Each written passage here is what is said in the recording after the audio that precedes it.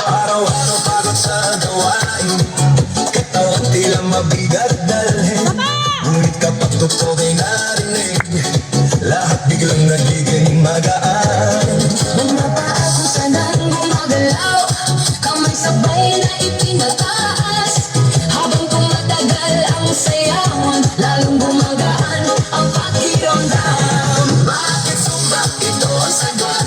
Dahil ang katawan, saya ang abot. Pawis ay tumutulog, ngunit ngiti ay tuloy-tuloy.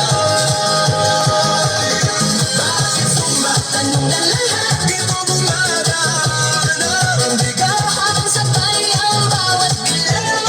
Lumalakas ang buong katawan.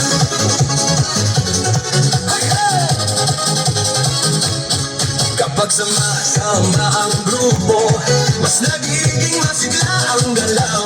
Sigaw ng saya sa paligid, nakakahawa sa damdamin. Puso ay mas nagiging matatag, Hinga ay mas nagiging malalim. habang tuloy ang bawat galaw. Lakas ay unti-unting dumarami.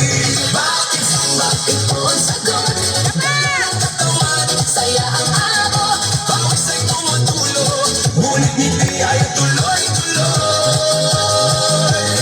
Bakit sumbak? Tanong ng lahat, Dito gumagaan ang bigat. habang sabay ang bawat galaw.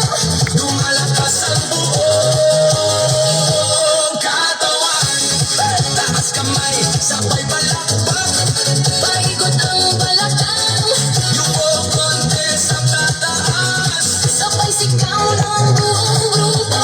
Habang tuloy ang sayawan, Pagod ay napapalitan, sigla ang siyang bumabalik sa bawat opas ng galaw. Bakit sumbak? ngayon alam mo. Ganito ay totoo.